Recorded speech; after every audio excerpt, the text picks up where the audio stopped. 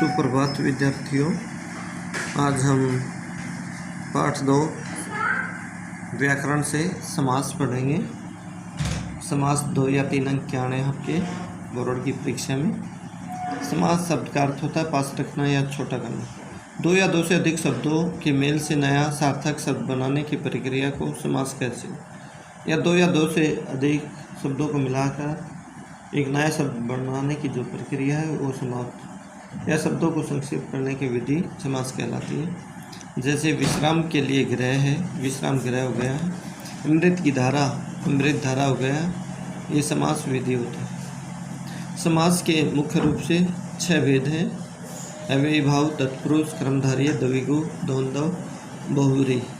संधि और समास में अंतर देखिए। संधि में वर्णों का मेल होता है, वर्णों के योग से होती है, जबकि समास में 2 या 2 से अधिक शब्दों का मेल होता है। जैसे 4 है मुख जिसके, चतुर्मुख, माता और पिता, माता पिता। तो अंतर याद रखेंगे आप। जो समास करेंगे हम अब 6, इसमें से एक की परिभाषा ज़रूर पूछी जाती है। 6 में से 2 अंक की परिभाषा और उदाहरण पूछा जाता है, वो याद करना है आपको। इसके अलावा एक उदाहरण विग्रह करके समास का भेद पूछा जाता है या सीधा समास पूछ लिया जाता है। 3 या 4 अंक का आपका समास का टॉपिक होगा, 3 या 4 अंक का संधि का होगा। तो तत्पुरुष समास देखिए। तो तत्पुरुष समास में दूसरा पद प्रधान होता है, यही परिभाषा लिख दोगे आप। समास प्रक्रिया के दौरान दोनों पदों के बीच में विभक्तियों का लोप हो जाता है। जो कारक की विभक्तियाँ होती हैं,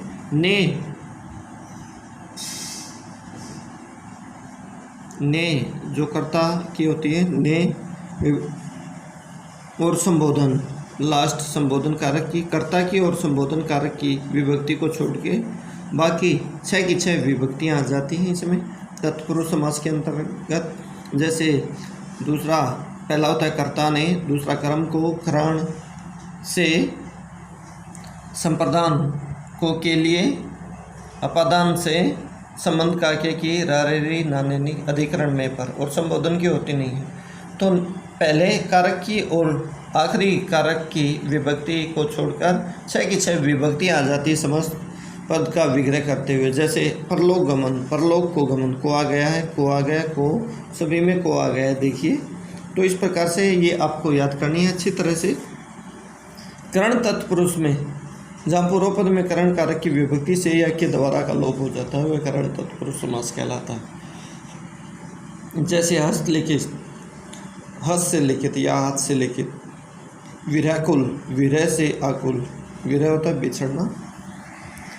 तो इस प्रकार से ये सभी विभक्तियाँ आपको, कारक की विभक्तियाँ क्रम से लेकर संप्रदान तक विभक्तियाँ मिलेंगी आपको विग्रह करते हुए। तो इस प्रकार से आपको तत्पुरुष समास याद करना है ध्यानपूर्वक। पहचान मैंने बता दी है। दूसरा देखिए क्रमधारय समास। पूर्व पद विशेषण होता है और उत्तर पद विशेषण। जिस समास का दूसरा पद प्रधान हो तथा दूसरे पद में विशेषण विशेष्य अथवा उपमान उपमेय का संबंध हो, उसे क्रम, या ये भी कर सकते हो पूर्व पद विशेषण हो और उत्तर पद विशेष्य हो। पूर्व पद विशेषण, उत्तर पद विशेष्य हो, वह समास क्रमधारय समास कहलाता है। इसमें है जो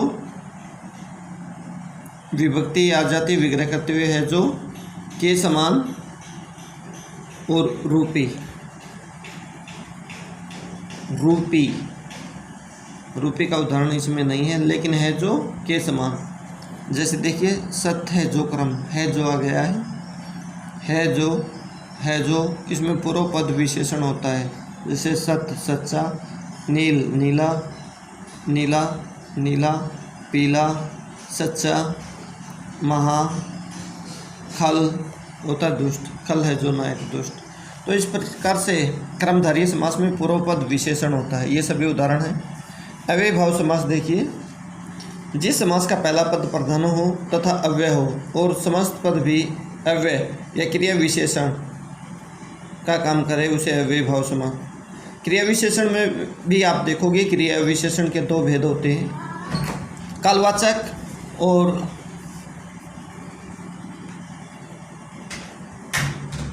रीतिवाचक। कालवाचक और रीतिवाचक ही आते हैं। इसके अंतर्गत पूर्व पद, इसमें ज़्यादातर में पूर्व पद उपसर्ग भी होता है, ये ध्यान रख सकते हो आप। या विग्रह करते हुए उत्तर पद पहले आ जाता है, जैसे आजीवन, जीवन भर, जीवन पहले आ गया है। यथा रूप, रूप के अनुसार पहले आ गया रूप। लेकिन एक बात का ध्यान रखना आप, के विभक्ति यहाँ पर भी आ गई है, आपको तत्पुरुष नहीं करना। अगर उत्तर पद पहले आ रहा है और यथा रूप, रूप के अनुसार, रीति या ढंग है, क्रिया विशेषण के 4 भेद होते हैं, उसमें कालवाचक और रीतिवाचक दो भेद है। वैसे 4 भेद होते हैं, लेकिन मुख्य रूप से दोनों भेद मिलेंगे आपको, कालवाचक शब्द मिलेगा या रीतिवाचक। तो दिनों दिन, दिन दिन काल के बारे में बता रहा है, प्रतिदिन, प्रत्येक दिन काल के बारे में बता रहा है। तो इस प्रकार से आपको ध्यानपूर्वक करना है। अगला है द्विगु समास। द्विगु का, 2 गायों का समूह के लिए भी इस द्विगु समास में द्विगु समास ही है। जिस समास का प्रथम पद संख्यावाचक होता है वह द्विगु समास कहता है। प्रथम पद है संख्यावाची होगा, संख्या गिनती का बोध कराएगा और समूह का। तो ये जितने भी उदाहरण हैं, प्रथम पद संख्या गिनती का बोध कराएगा, अष्ट, सप्ताह, 5, 9, अष्ट, 3। तो इस प्रकार से करना। द्वंद्व समास में दोनों पद प्रधान होते हैं, ये परिभाषा हो जाएगी। और विग्रह करते हुए और, तथा, अथवा आदि योजक चिन्ह आते हैं। लगभग ये विलोम शब्द होते हैं या लिंग परिवर्तन शब्द होते हैं ज़्यादातर। जैसे गुरु शिष्य, गुरु और शिष्य, अध्यापक अध्यापिका लिंग परिवर्तन कर दिया गया है। और ये और आ गया है सभी में, देखिए सभी में और आया हुआ है। तो द्वंद्व समास में दोनों पद प्रधान होते हैं और विभक्ति का लोप होता है। इस प्रकार से आपको पढ़ने ही है, जितने भी उदाहरण हैं ध्यानपूर्वक पढ़ोगे। आगे है बहुब्रीहि समास। जिस समास के दोनों पदों के योग से किसी अन्य तीसरे पद का संकेत मिले उसे बहुब्रीहि समास कहते हैं। बहुब्रीहि समास में दोनों पद गौण होते हैं, बल्कि तीसरा पद प्रधान हो जाता है, अन्य पद की प्रधानता होती है। जितने भी हमने योगरूढ़ शब्द करते हैं हम, वे सभी बहुब्रीहि समास के उदाहरण होते हैं। जैसे शूल पाणी, शूल है पानी में, जिसके अर्थात शिव। त्रिलोचन, देखो इसमें जैसा विग्रह वैसा समास होगा। त्रिलोचन, 3 लोचनों का समूह करते हो तो द्विगु हो जाएगा।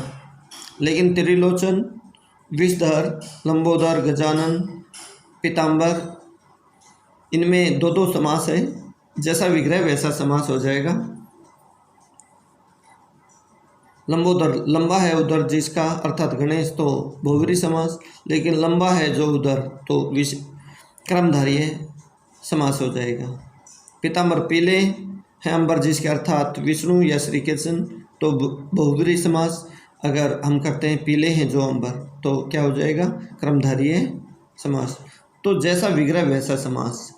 तो ये आप ध्यानपूर्वक जो 6 भेद पहचान बताई मैंने, ध्यानपूर्वक याद करोगे और उनको याद करोगे। ये उदाहरण हैं, सभी याद करने, पेपर में ज़रूर पूछे जाएंगे आपसे, जितने भी मैं दिखा रहा हूँ ये। तो इस प्रकार से ये वीडियो अच्छी तरह से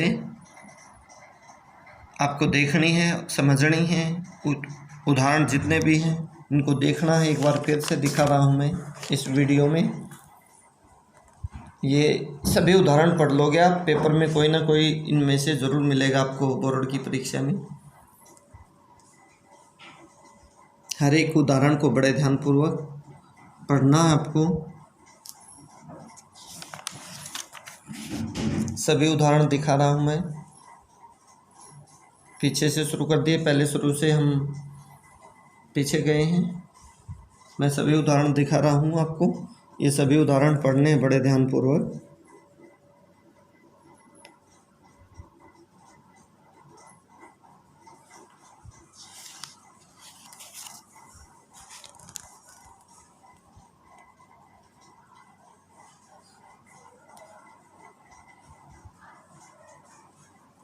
तो इस प्रकार से आपको समास बड़े ध्यानपूर्वक याद करने हैं और लिखकर अभ्यास करना है इनका रफ नोटबुक में।